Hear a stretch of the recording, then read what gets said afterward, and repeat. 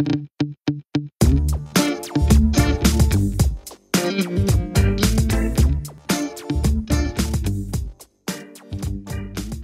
à toutes et à tous. Nous sommes ravis de vous retrouver nombreux pour ce premier décryptage du mois de l'année. Donc aujourd'hui, Blandine Aubert, directrice régionale de l'ADEME BFC, va vous proposer une présentation synthétique des scénarios de l'ADEME à horizon 2050. Suite à cette séquence d'environ 30 minutes, nous laisserons la place aux échanges. Et Bertrand Cordonnier, qui est donc avec nous également, contribuera aux réponses aux questions. Vous pouvez, au fil de la présentation, poser vos questions dans l'onglet Q&R qui se trouve en bas de votre écran normalement, donc plutôt dans l'onglet Q&R que dans l'onglet Discussion. Et donc, nous reprendrons les questions dans l'ordre à la fin de la présentation. Voilà, je laisse la parole à Blandine.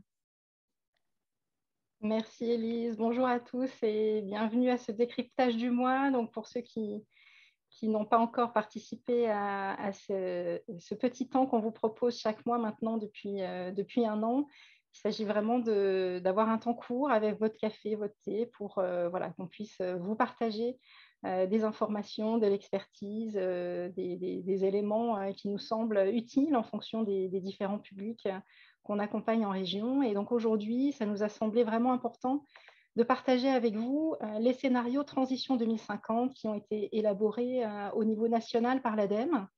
C'est un exercice qui a mobilisé une centaine d'experts au niveau national. Je serai donc modestement le porte-voix de ces experts sans évidemment pouvoir recouvrir toute leur expertise. Et donc, voilà, je vous invite à voyager dans le temps et à me suivre jusqu'en 2050 sur ces différents scénarios.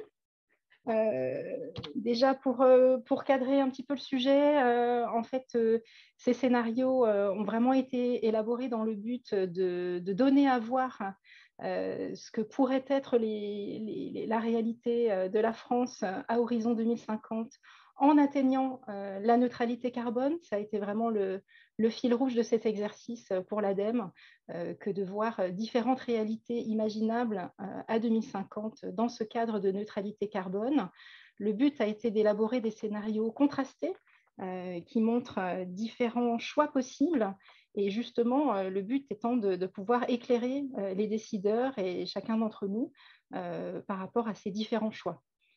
Contrairement aux premiers exercices de prospective qu'a pu réaliser l'ADEME il y a quelques années, le champ ici est assez large puisqu'il embrasse à la fois l'énergie et le climat comme précédemment, mais aussi les ressources, l'économie et plus largement, il donne à voir différents modes de vie et différents projets de société finalement qui seraient envisageables à cet horizon 2050. Donc évidemment, ce n'est pas un exercice de prédiction, c'est bien un exercice de prospective. Il s'agit de nous aider à nous projeter et de mieux en tirer profit pour prendre nos décisions d'aujourd'hui. Alors j'entre tout de suite dans le vif du sujet avec la présentation très synthétique sur cette diapositive des 4 scénarios en question. Donc, les 4 scénarios sont, on va dire, classés entre guillemets de 1 à 4 par rapport à l'importance de la sobriété. Donc, les 2 premiers scénarios, 1 et 2, étant les scénarios qui misent le plus sur la sobriété. Et également sur la technologie. Les deux scénarios suivants, les scénarios 3 et 4, étant ceux qui misent beaucoup sur la technologie.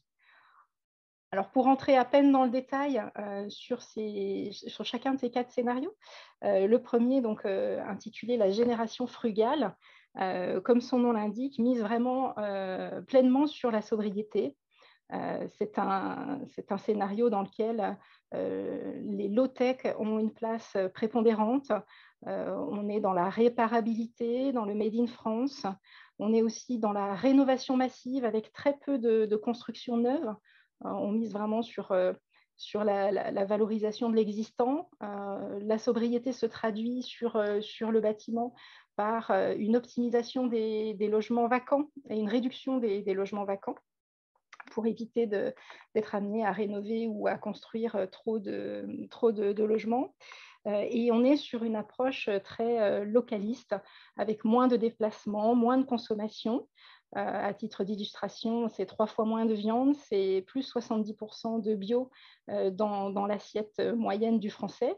Alors, ça ne veut pas dire que c'est du tout végétarien, mais en tout cas, une très forte réduction de la consommation de viande. On est vraiment sur un retour à la proximité et un très fort pari sur la sobriété sur ce premier scénario. Le deuxième scénario, intitulé Les coopérations territoriales, est un scénario qui est assez proche finalement du scénario 1, mais dans lequel on est beaucoup plus dans une dynamique de coopération, de gouvernance ouverte. On est sur une économie du partage. Voilà, quelque chose qui mise beaucoup sur une coopération entre territoires. On est sur la ville du quart d'heure, avec une réindustrialisation ciblée. Et sur ce deuxième scénario, on commence à mobiliser un petit peu de captage et de stockage de carbone dans les sols. C'est très léger sur ce deuxième scénario, mais on commence à avoir besoin de ce captage de CO2 pour pouvoir atteindre la neutralité carbone en 2050. Sur le troisième scénario, là, on est vraiment sur les technologies vertes. Donc, c'est la décarbonation, c'est l'hydrogène, c'est une très forte exploitation de la biomasse avec un usage de la forêt intensifié. C'est le développement très fort de l'hydrogène, l'électrification des process et des usages, un modèle d'aménagement très centré sur les métropoles, avec une logique, pour le coup, de déconstruction, reconstruction plutôt que rénovation, et avec un usage du captage et du stockage du carbone dans les sols beaucoup plus fort que dans le scénario 2, qui permet du coup d'atteindre la neutralité malgré une sobriété moins importante, mais par contre une efficacité assez forte dans les process. Et enfin, le scénario 4, c'est celui finalement qui perturbe le moins les modes de vie actuels, qui se situe le plus dans la continuité de ce qu'on connaît aujourd'hui, avec la consommation de masse et donc un très fort pari sur l'efficacité et sur les réductions des consommations d'énergie via l'efficacité. Et pour le coup, un recours massif au captage du CO2 dans l'air, avec une agriculture intensive et une forte exploitation des ressources et une très forte mobilisation des leviers de la décarbonation. Voilà, ça vous donne un aperçu global très rapide de ces 4 scénarios.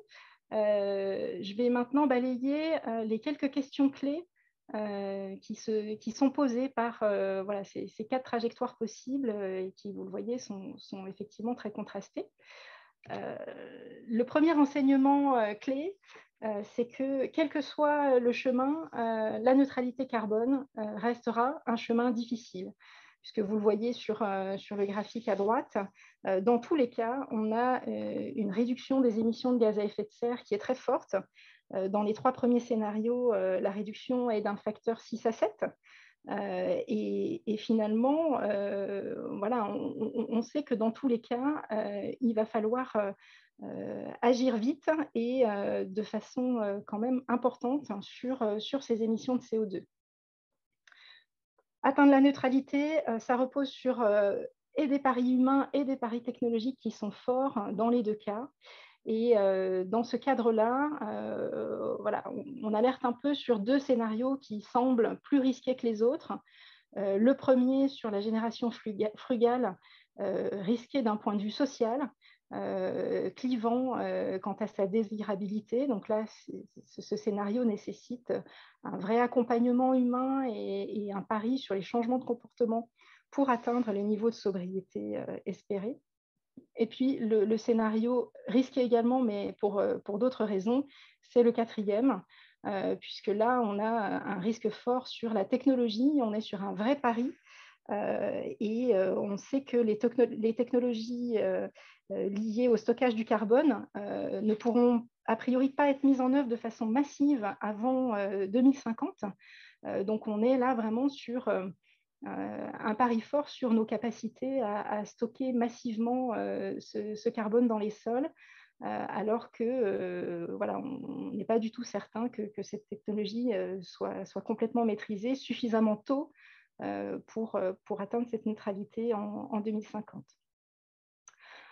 Voilà, donc on voit que même si la réduction d'émissions de CO2 est très forte dans tous les scénarios, elle varie quand même du simple au double entre les scénarios. Et donc, voilà, on a du coup une pression plus ou moins forte sur les usages, les modes de vie pour atteindre ces niveaux de réduction. Et puis, on voit aussi nettement la place des puits technologiques de carbone sur les scénarios 3 et 4 notamment. Deuxième enseignement clé, la réduction de la demande d'énergie et la maîtrise de la consommation des ressources. On voit que selon les scénarios, on va miser plus ou moins sur la sobriété et plus ou moins sur l'efficacité énergétique. Donc, juste pour mémoire, la sobriété, c'est quand on réduit l'usage, quand on réduit le besoin sur une consommation donnée. L'efficacité énergétique, c'est comment on réduit la consommation d'énergie pour répondre au même usage ou au même besoin sans changer le besoin ou l'usage. Donc, voilà, les scénarios sont contrastés de ce point de vue-là, mais dans tous les cas, il y aura besoin de miser sur ces éléments-là, et donc nécessité d'une modification radicale des modes de vie et des systèmes productifs. À titre d'illustration, sur le graphique en haut à droite, vous voyez la consommation finale d'énergie par secteur. Et sur l'exemple des transports, par exemple, c'est le secteur qui subit la baisse la plus importante. Dans les scénarios 1 et 2, elle résulte surtout de la sobriété d'usage avec une évolution des besoins. On passe à 50% de trajets en mode actif, par exemple, dans le scénario 1, contre 20% des trajets en mode actif dans le scénario 4. Donc ça, c'est le volet sobriété qui est plus ou moins actionné en fonction des scénarios. Et puis, sur l'aspect efficacité, il y a la masse des voitures neuves, par exemple, qui évolue, voilà, qui est très légère sur le scénario 1 et plus lourde sur le scénario 4. Et puis, on a une décarbonation du mix pour les véhicules particuliers qui est actionnée là aussi fortement. Voilà, c'est pour vous illustrer sur un exemple, celui des transports, voilà, qu'il faut à la fois actionner sobriété et efficacité énergétique, sachant que dans les scénarios, il y a une pression qui, là aussi, est plus ou moins forte sur les ressources naturelles. Vous voyez à titre d'illustration les besoins en eau pour l'irrigation entre 2020 et 2050.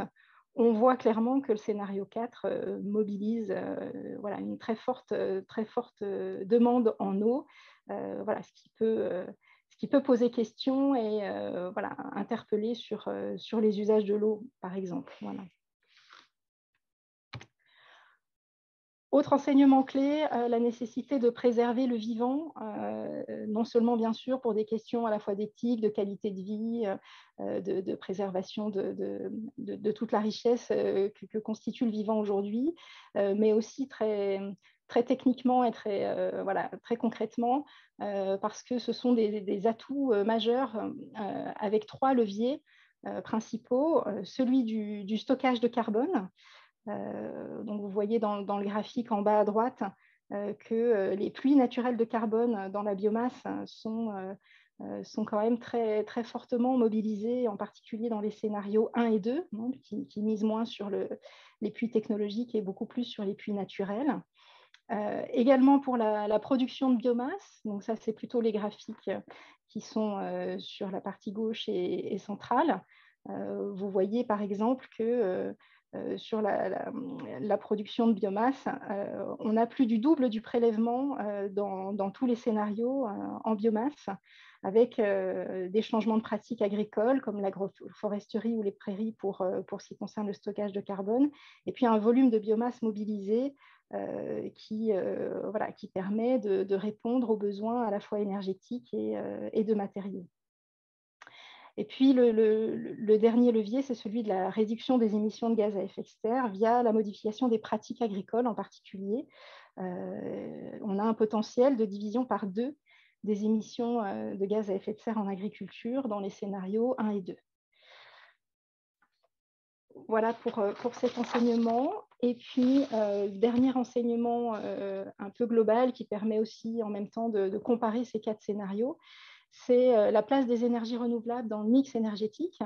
Donc, tous les scénarios ont voilà, une part très importante des énergies renouvelables dans le mix énergétique, puisqu'on est entre 70 et 88% de l'approvisionnement énergétique basé sur les énergies renouvelables, ce qui permet de presque se passer des énergies fossiles, avec un vecteur gaz qui conserve un talon de consommation très décarboné. Et puis, autre élément, une part croissante de l'électricité dans tous les scénarios, puisque c'est l'électrification qui permet de se passer d'une grande partie des énergies fossiles qui sont aujourd'hui utilisées. Donc, on a donc une évolution assez forte sur cette question des énergies renouvelables.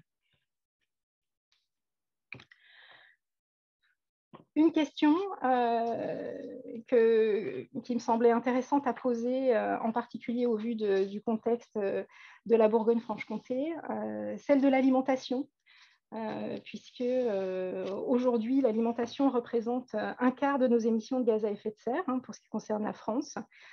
Donc, on voit que c'est un enjeu majeur en termes d'émissions de gaz à effet de serre et pour atteindre la neutralité carbone. Ce d'autant plus qu'on prévoit un doublement des besoins alimentaires mondiaux à horizon 2050. Donc, ce sera d'autant plus vrai la place du régime alimentaire dans cet équilibre et cette neutralité carbone. C'est une question qui est à la croisée de différents enjeux, certes environnementaux, mais aussi de santé, d'environnement, de qualité de vie. Et qui sont intimement liés avec l'enjeu de contribution de la biomasse à la production des matériaux et de l'énergie. On l'a vu sur une diapositive précédente, sur le rôle des puits de carbone naturels et sur, bien sûr, l'adaptation au changement climatique pour l'agriculture, puisque voilà, on a un risque non négligeable que les productions se réduisent du fait du changement climatique. Donc, on connaît les leviers, c'est la question des protéines animales et végétales dans les régimes alimentaires, c'est la question de la suralimentation, et puis c'est de revenir à des produits de saison et à réduire le gaspillage alimentaire. Mais on voit là qu'on a un nœud important et des choix importants à faire pour atteindre la neutralité carbone.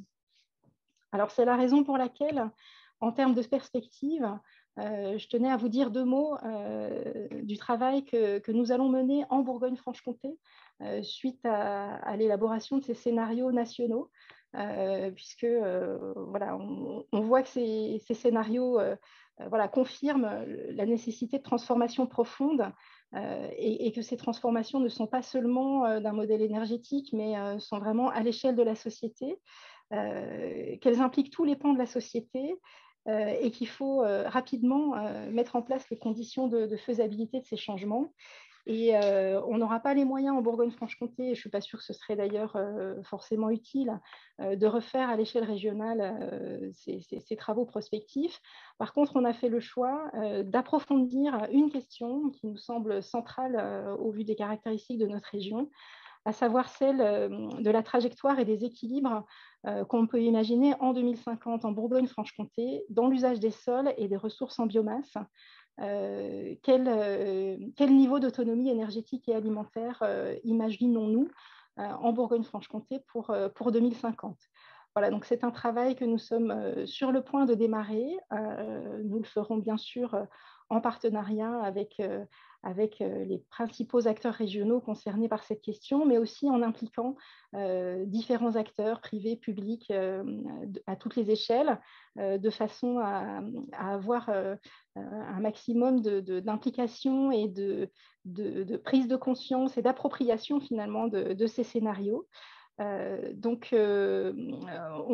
va élaborer ces scénarios-là sur l'année 2022 avec une territorialisation sur quelques espaces de proximité de façon à être plus concret dans ce que ça peut donner en 2050 sur des territoires contrastés de la région.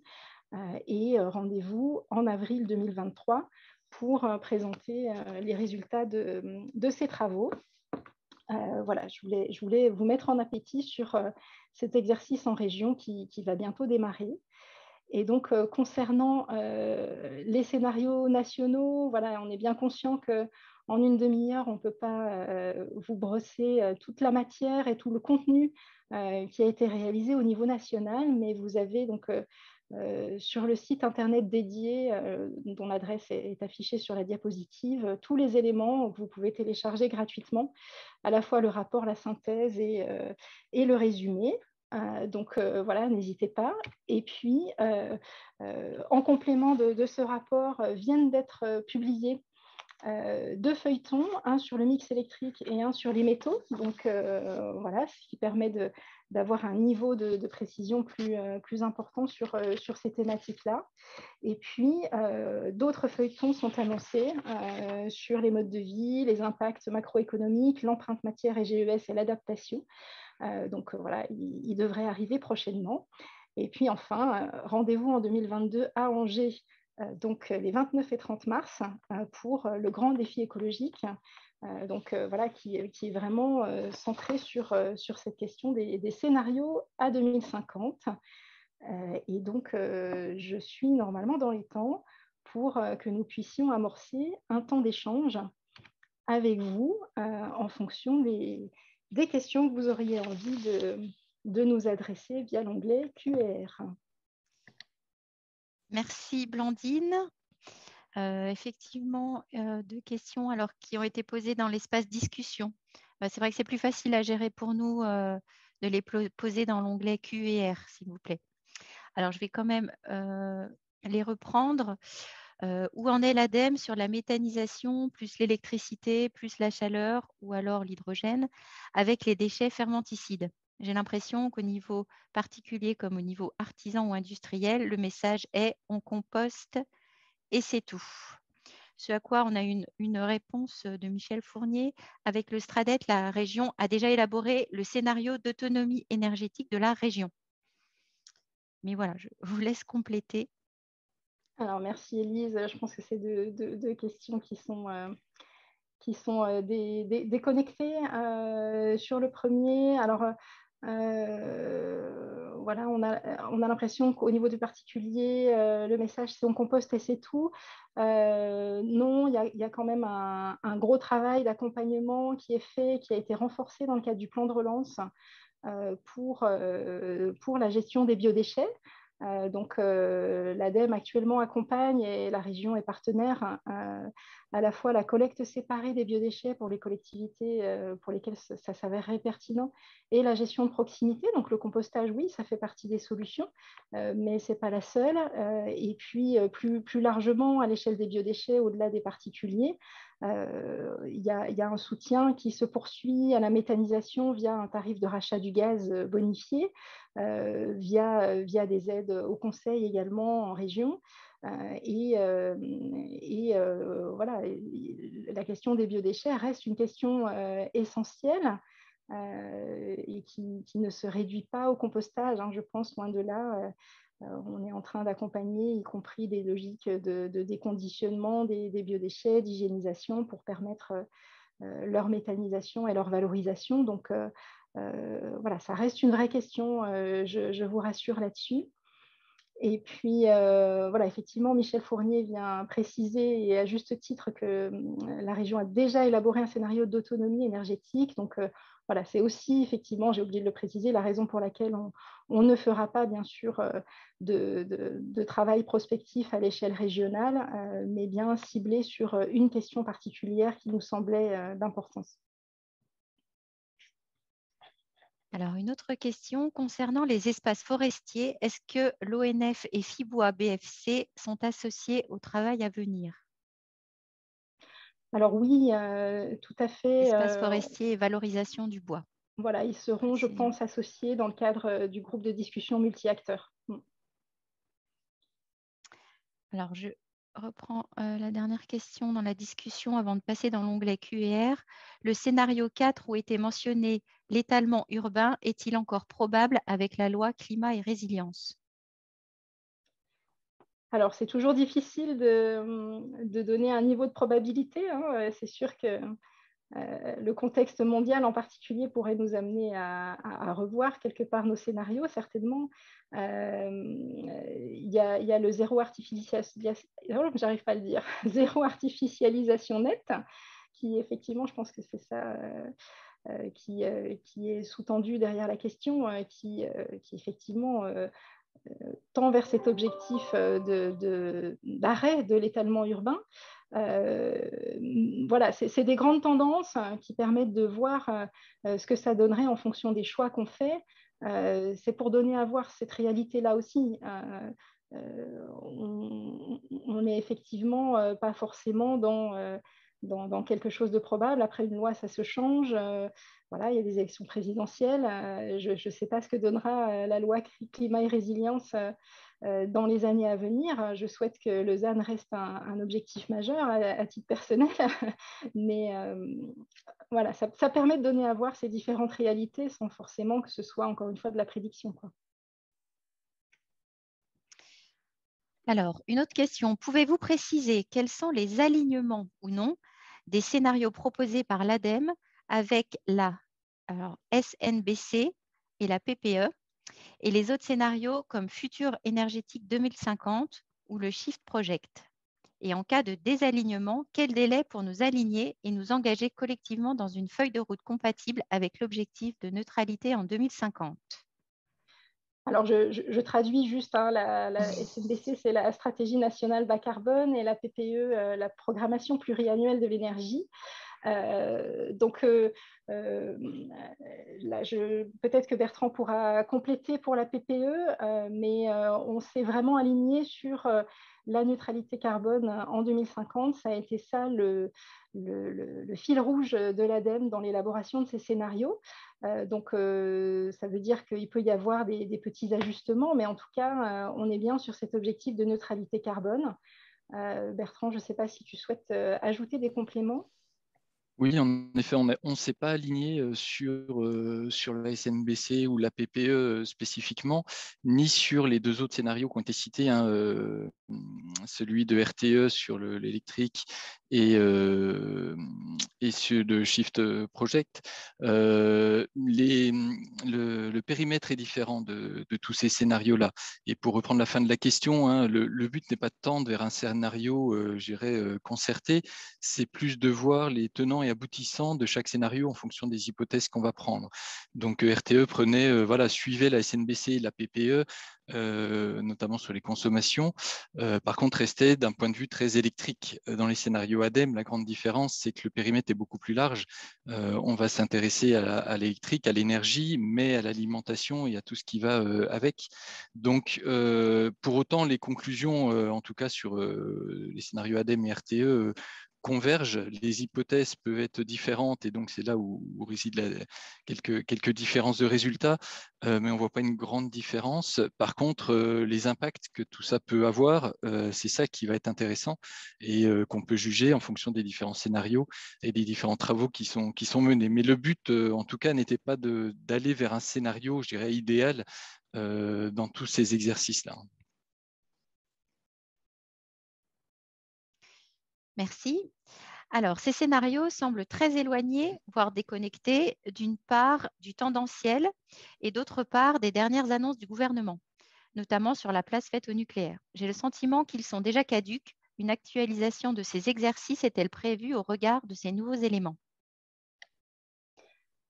Alors, éloigné du tendanciel, oui, c'est l'un des principaux enseignements de ces scénarios, et c'est un des objectifs de l'ADEME que de donner à voir cet écart et la hauteur de la marche, et de faire prendre conscience qu'il est nécessaire d'agir maintenant. Donc, que ce soit éloigné des scénarios tendanciels, oui, on le constate, oui, on le dit, et on le dit haut et fort pour inciter chacun à agir fortement et rapidement. Les scénarios ont été élaborés en 2021, donc avant les annonces auxquelles fait référence David au sujet du nucléaire. Et nous avons des élections présidentielles prochainement, des élections législatives également. Encore une fois, on se projette à 2050. Donc, effectivement, ces éléments n'ont pas intégré ces annonces, puisque de fait, les scénarios ont été publiés fin 2021. Pour autant, voilà, le but, encore une fois, n'est pas de montrer la réalité, mais bien d'aider chacun à se projeter et à voir ce que ça peut donner comme modèle de société demain en fonction des choix qu'on fait. À ma connaissance, il n'y a pas d'actualisation de prévue, ce d'autant plus qu'il n'y a pas encore de décision législative ou réglementaire de prise. Donc, je ne pense pas qu'il y ait d'actualisation qui puisse se faire rapidement, dans la mesure où c'est quand même des exercices lourds. Hein. Par contre, des feuilletons qui permettent de détailler certaines thématiques, hein, je l'ai présenté tout à l'heure, oui, c'est plutôt ces déclinaisons qui sont prévues de façon à permettre à chacun d'approfondir en fonction des différents secteurs. Je ne sais pas, Bertrand, si tu souhaites compléter sur ces éléments. Juste un petit complément. Alors c'est vrai que les annonces sont restées des annonces assez larges, mais on peut voir dans les annonces concernant le nucléaire, comme ça a été cité, que dans le scénario S4 hein, de l'ADEME, on retrouve un petit peu cette tendance de s'appuyer beaucoup plus sur le nucléaire que dans les autres scénarios. Donc on n'est pas si éloigné que ça en fonction de ce qu'on va prendre dans les scénarios, de certaines annonces qui sont faites, qui seront faites derrière. Donc c'est bien l'objectif de se dire voilà, vers quelle voie on se tourne en fonction des annonces qui seront faites plus tard ou à l'avenir.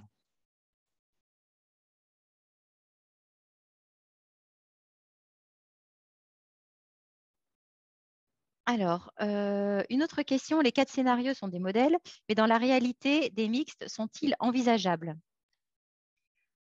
Alors peut-être que dans la réalité, on aura un mix, mais dans la construction des scénarios, tout est lié en réalité, puisque vous voyez bien que en fonction du modèle alimentaire, vous n'aurez pas le même usage des sols, et si vous touchez l'un, ben, du coup, vous risquez de toucher les capacités à exploiter la biomasse pour des productions énergétiques ou des productions de matériaux, et tout ça ayant un impact sur les puits naturels de carbone.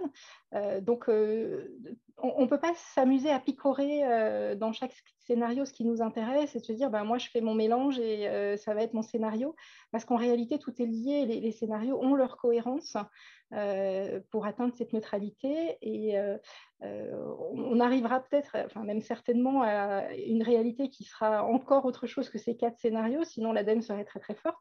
Mais c'est très compliqué d'aller chercher des éléments dans chaque scénario. On est vraiment sur des scénarios qui ont leur propre cohérence et qui se tiennent.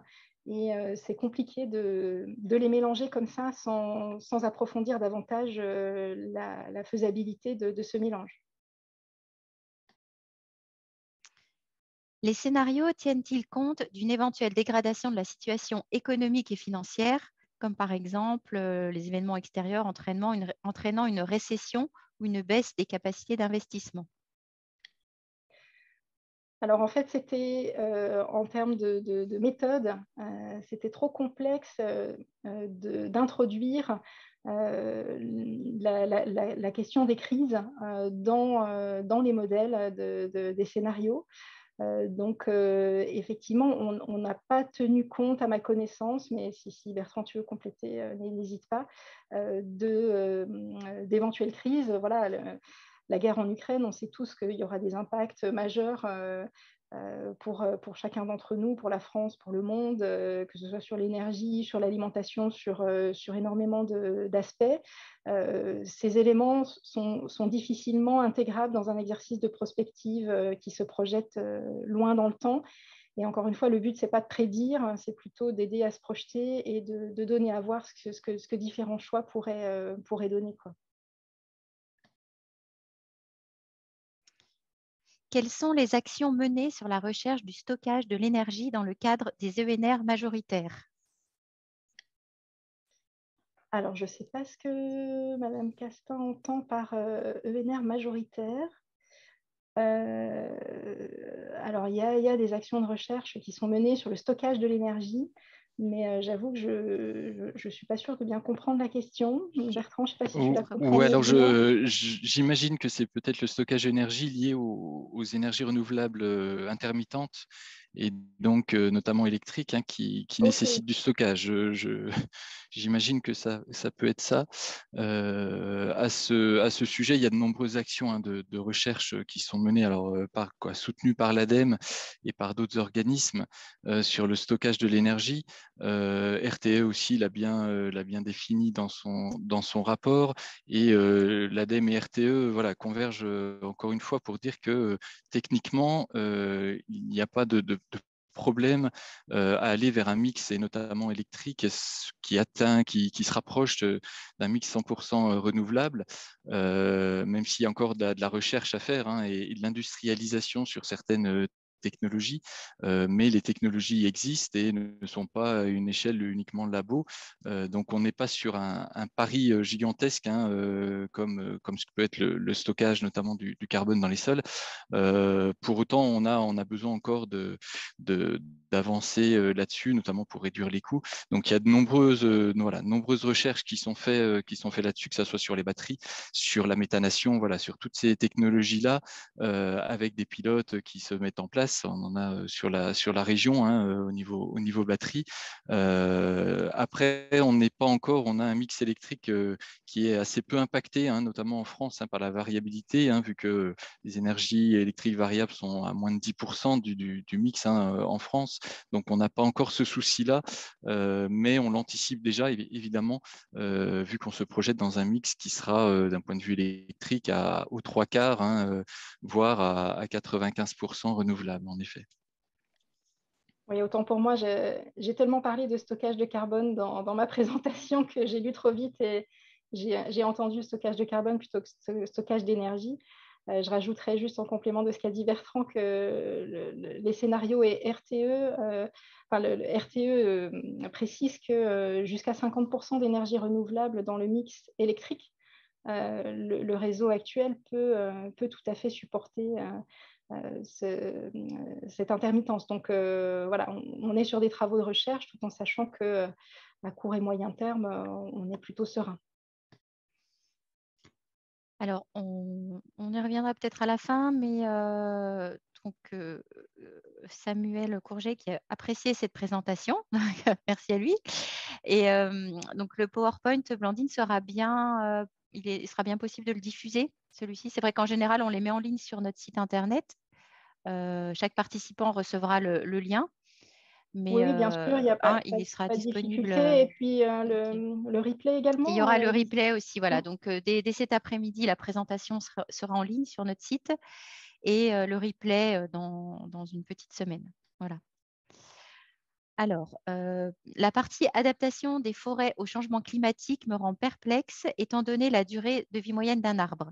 Si l'on plante des arbres maintenant, mais qu'ils s'avèrent finalement non adaptés dans 50 ans, ne jetons pas aux apprentis sorciers et ne mettons pas aussi bien les écosystèmes et la filière en danger. CF, crise scolite dans l'Est depuis plusieurs années. Oui, alors vous posez une réelle question. Hein. L'adaptation au changement climatique pour la forêt, c'est effectivement particulièrement compliqué vu effectivement la durée de vie des arbres.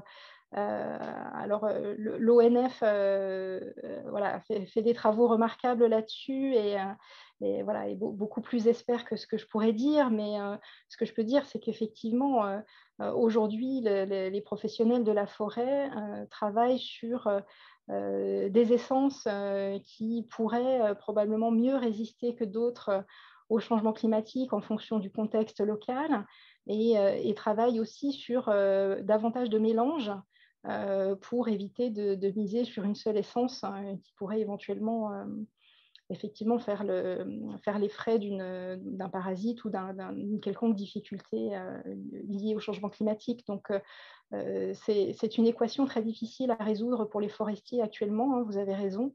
Ils sont dans cette posture d'essayer de se projeter sur les essences qui seraient les mieux adaptées aux évolutions climatiques prévisible, tout en mélangeant au maximum pour éviter de dépendre d'une seule essence. Alors, une question de Clément. Quelle est la stratégie de l'ADEME pour mettre en débat ces scénarios lors de la campagne présidentielle? Merci Clément pour cette question. Si les scénarios sont sortis fin 2021, c'était justement pour être dans les temps et dans le timing de la campagne présidentielle. Donc le but est effectivement celui-là, et donc on donne à voir ces scénarios en ce moment justement pour que ça puisse faire débat à l'occasion de la campagne présidentielle. Et donc c'est la stratégie de communication nationale sur ces scénarios. Je ne me permettrai pas en région de prendre des initiatives en lien avec la présidentielle, mais en tout cas, c'est bien l'idée de l'ADEME nationale de sortir ces scénarios dans ce timing. Alors, une autre question, on a pas mal de questions encore. Comment l'énergie nucléaire est-elle considérée dans les scénarios? Quelles sont les hypothèses prises concrètement sur le plan économique dans les scénarios, notamment au niveau des impacts sur les modes de consommation? Alors, la place du nucléaire, alors vous avez vu, hein, on est à entre 70 et 88% d'énergie renouvelable dans le mix énergétique global. Et il reste une faible part pour les énergies fossiles. Donc, en gros, le différentiel, alors, qui est effectivement différent selon les scénarios, c'est du nucléaire. Donc, c'est une part modeste, mais qui reste réelle et importante, en particulier dans le scénario 4. Je n'ai pas les chiffres en tête, Bertrand, mais tu les as peut-être sur la place du nucléaire sur les différents scénarios. Oui, tout à fait.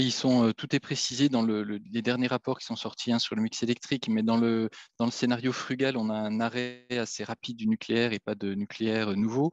Dans le deuxième scénario, on maintient le nucléaire existant, mais pas de nucléaire nouveau.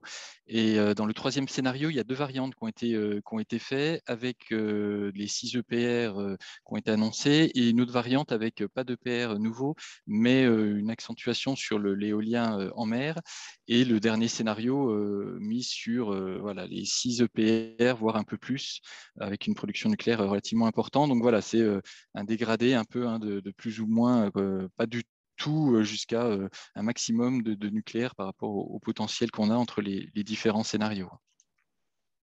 Voilà, et puis pour répondre sur le plan économique, sur les impacts en termes de mode de consommation, je pense que c'est des choses qui seront approfondies dans le cadre des feuilletons à venir, puisqu'il y a un feuilleton qui est en particulier prévu sur justement les modes de vie, les impacts macroéconomiques. Je pense que dans ces feuilletons, on aura plus d'éléments. Je sais que le feuilleton qui est sorti là, très récemment sur le mix électrique donne des éléments de coût et de chiffrage du coût de l'énergie en fonction du scénario. Donc, je pense qu'on aura dans les feuilletons à venir, donc je vous invite à suivre de près via le site internet dédié de l'ADEME la sortie de ces feuilletons, et je pense qu'on aura des éléments sur ces impacts économiques liés au mode de consommation. Est-ce que les impacts sociaux sont évalués dans chacun des 4 scénarios? Alors, ils ne sont pas évalués finement, mais on a bien pointé que les changements de mode de vie et sociaux sont très forts dans le scénario 1 et sont assez faibles dans le scénario 4, puisqu'on est dans la continuité. Donc voilà, je pense que ça rejoint la question précédente, si c'est sur les aspects économiques en lien avec les modes de consommation, je pense que ce sera certainement détaillé dans le feuilleton sur les modes de vie. Je voulais ajouter que effectivement les questions de sobriété ne peuvent pas être dissociées des questions de fracture sociale et d'inégalité. Donc, ça fait partie des questionnements qui sont posés dans les scénarios, que je n'ai pas détaillés là, mais il y a tout un questionnement, effectivement, qui est assez riche sur, finalement, inégalité et sobriété. Comment concilier les deux? En tout cas, comment prendre en compte les questions d'inégalité dans la façon d'aller vers la sobriété. Et ça, voilà, c'est un débat important qui est devant nous. Une question sur le biogaz. On ne peut plus vraiment dire que le biogaz est subventionné quand on voit l'envolée du gaz naturel ces derniers jours, 173 euros par mégawatt contre environ 120 euros pour les unités de méthanisation agricole avec les anciens tarifs. Aujourd'hui, les tarifs de rachat ne permettent plus de sortir de nouveaux projets. Une évolution de ces tarifs est-elle envisageable? Alors, je ne peux pas me permettre de répondre à la place de l'État, hein, puisque c'est l'État qui fixe ses tarifs, mais bien sûr que le contexte sur ces questions de prix du gaz est en train d'évoluer de façon très rapide et très forte. Donc, on peut effectivement imaginer que l'État adaptera sa politique en la matière, mais je ne me permettrai pas de m'avancer davantage, n'étant pas représentante de l'État en l'occurrence. Alors, on enchaîne. Quand vous parlez d'utilisation de la biomasse, est-ce une utilisation intensive de la forêt comme on le voit dans le Morvan? Alors, les scénarios de ce point de vue-là sont assez contrastés, hein. C'est-à-dire que les scénarios qui misent sur des puits naturels de carbone, les scénarios 1 et 2, finalement, n'exploitent pas de façon aussi intensive la forêt ou la biomasse en général. Par contre, dans les scénarios 3 et 4, là, effectivement, on est dans une utilisation beaucoup plus intensive. Est-ce que ça ressemble au Morvan ou pas? C'est une bonne question. On n'est pas allé, je pense, assez loin dans la déclinaison concrète de ce que donnent ces scénarios. Mais en tout cas, oui, dans les 3 et 4, on a une utilisation intensive de la forêt, ça c'est sûr. Alors là, c'est une demande plus qu'une question. Je suis surpris que le scénario 4 soit présenté sans être accompagné d'un gros warning. En tout cas, il me semble très hypothétique pour des raisons techniques et économiques. Enfin, il me semble, pardon, très hypothétique. Il me semble trop compter sur la fixation du carbone. Vous avez commencé à le dire. Pouvez-vous enfoncer le clou? Oui, je l'ai dit, hein. J'ai dit, il y a deux, c'était même écrit, je crois, dans le diaporama, il y a deux scénarios qui sont particulièrement risqués pour des raisons différentes. Le 1 pour des raisons de clivage social, d'acceptabilité sociale des changements, et le 4 pour des raisons de pari technologique. Oui, tout à fait. Je l'ai dit, sur les technologies de stockage du carbone, elles ne seront a priori pas mature pour comment dire, une massification de ces technologies-là avant justement 2050. C'est ce qui est un petit peu projeté actuellement. Donc ça veut dire que le timing est plus que serré, quoi. Donc je confirme qu'il est très risqué ce scénario. Alors, les scénarios concernent la France. Quel impact peuvent avoir les comportements dans les autres États, de l'Afrique peu consommatrice aux États les plus gourmands?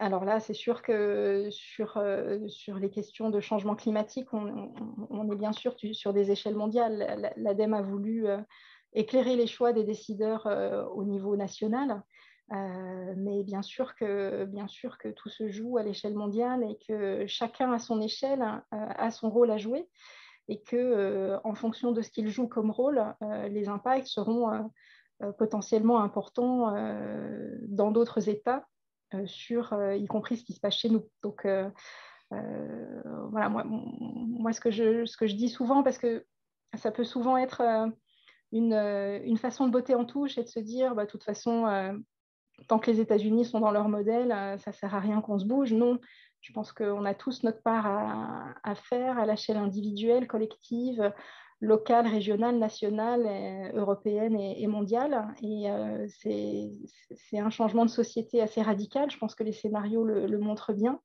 Ce changement de société, il sera faisable si tout bouge en même temps. Et donc, c'est chacun qui doit se mettre en mouvement à son échelle. Et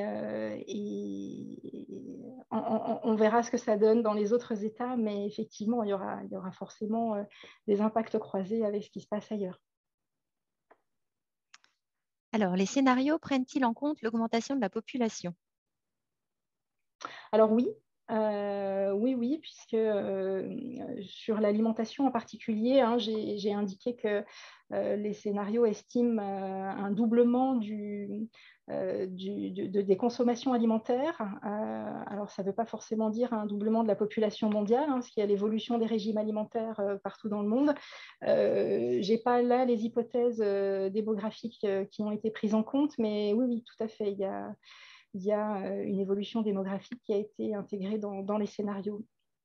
Je ne sais pas, Bertrand, si tu l'as en tête. Non, je ne l'ai pas, mais par contre, dans les documents, en effet, toutes les hypothèses démographiques sont bien précisées, donc voilà, pas hésiter à les consulter. Alors, il nous reste 3 questions. In fine, c'est au niveau des villes, des régions ou des régions que le choix d'un scénario va être fait et ainsi décliner des actions pour atteindre les objectifs. Alors, ces scénarios, ils ont vraiment été construits à l'échelle nationale. Donc, la cible était nationale. Ça ne veut pas dire qu'il ne peut pas inspirer d'autres échelles, mais ils ont vraiment été conçus à cette échelle-là. Il ne s'agira pas forcément de choisir un scénario, mais en tout cas de prendre du recul et de se projeter sur ce que les choix d'aujourd'hui peuvent donner demain. Voilà, c'est vraiment un outil d'aide à la décision, c'est comme ça qu'on l'a pensé. Ce n'est pas forcément dans le but qu'il y ait un choix de positionnement sur un scénario, en tout cas pas à l'échelle locale. À l'échelle locale, c'est plutôt l'idée que ça nous aide à prendre du recul sur notre action actuelle. Alors, il y a bien une question de temporalité avec laquelle les décideurs doivent faire des choix et mettre en œuvre l'un ou l'autre des scénarios pour atteindre l'objectif 2050. Ou bien pensez-vous que nous pourrons encore nous ajuster en 2030 si nous constatons que nous ne sommes pas sur la bonne trajectoire? Alors, on a l'habitude de dire mieux vaut tard que jamais. Il aurait fallu agir dans les années 70, hein, donc on est déjà très en retard.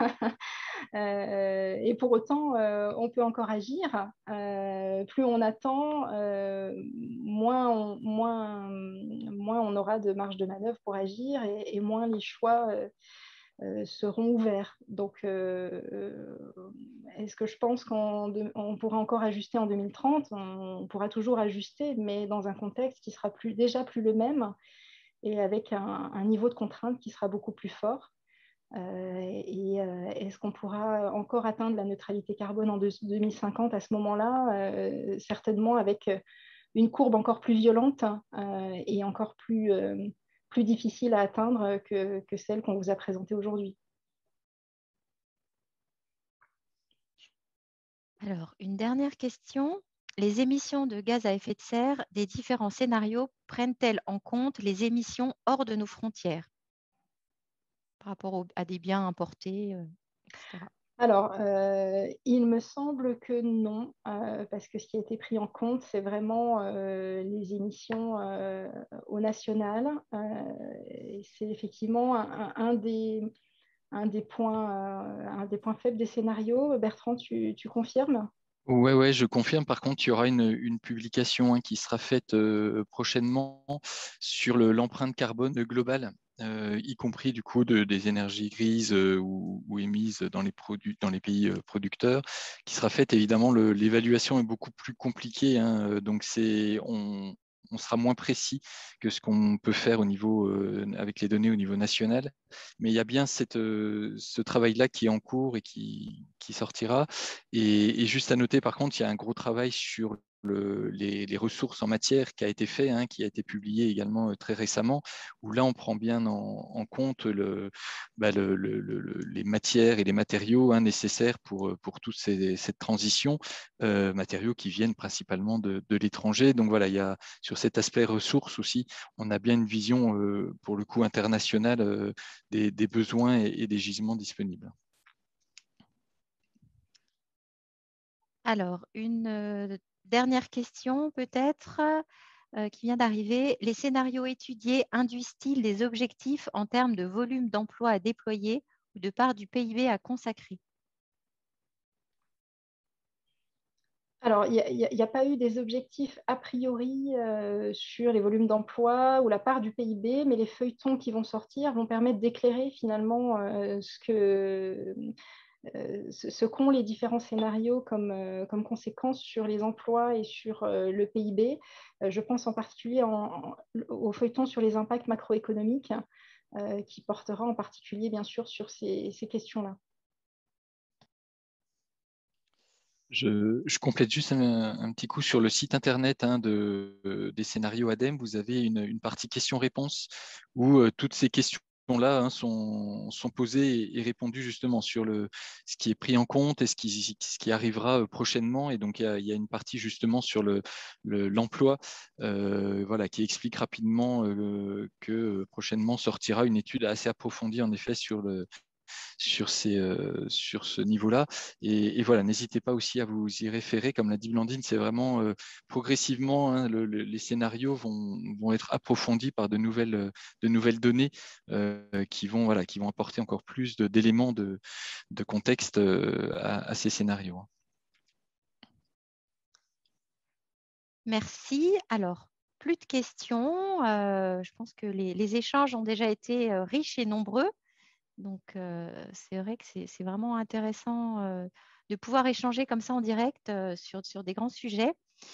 Donc, vous aurez en ligne la présentation de Blandine, donc le replay un peu plus tard. Je vous mettrai aussi peut-être le lien du site national sur les scénarios. Voilà, vous allez recevoir un mail avec les liens, je pense demain. Sinon, vous pouvez aller directement sur notre site internet pour les retrouver. Simplement, je vous précise que le prochain décryptage aura lieu le 7 avril. Il portera sur l'arrêt du fioul, la flambée des prix de l'énergie. Quelle solution? Voilà, encore un vaste sujet. Merci à tous d'avoir participé à ce décryptage vivant et intéressant. On vous souhaite un bon après-midi et à très bientôt pour un nouveau décryptage. Merci à tous et très bonne continuation. À bientôt.